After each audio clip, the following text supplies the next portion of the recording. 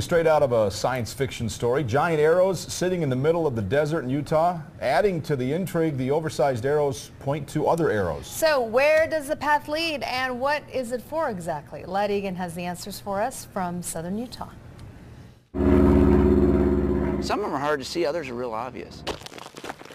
In the hills above St. George, you may stumble across one of these, an old but massive concrete arrow. It's on the side of a hill, and I was out flying around. Airline pilot Patrick Carroll remembers the first time he saw one from the sky. And I'm looking like, who is the weirdo that put an arrow? It didn't take long to realize the giant turn signals were for navigating, but who built the arrow pathway?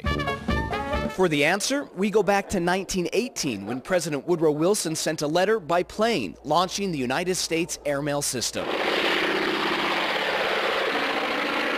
Sending letters by plane was speedy, much better than waiting weeks for a train to cross the country. But there was a big problem. The pilots kept getting lost. There was no fancy navigation, no radar, no GPS. These guys just looked out the window and had to figure out where they're going. Unlike today, rain, snow, and sleet, and especially the darkness of night, brought the postal planes to a screeching and sometimes deadly halt. Their life expectancy was extremely short. To solve the problem, in the 1920s, America built the first ground-based civilian navigation system in the world, installing gigantic concrete arrows every 10 miles. Around 700 all nationwide. And the main ones, of course, went from San Francisco to New York. Pilot and flight instructor Daniel Smith says the brightly yellow-painted arrows were just one part of the system. It actually was the forerunner of the radio navigation aids. Look closely and you can see remnants of a generator shack and the steel towers that used to rise above the arrows and hold a rotating beacon guiding pilots at night. Best we could do at the time, and it was a lot of engineering at the time. Even though following a yellow arrowed road across the country seems simple, You see this photo here of me? World War II flight surgeon Creed Evans hopes we don't forget. It was extremely dangerous. He's worked to install this monument near one of the arrows to remember the brave pioneer pilots who put it all on the line just to deliver letters mailed with 10-cent stamps. They were beautiful pilots, those guys.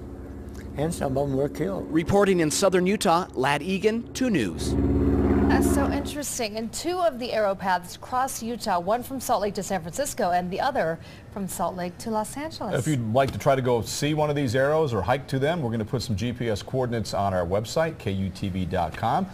It's a kind of a living history lesson when you go see those things. And the efforts they went to get us our mail. Yeah. Not us.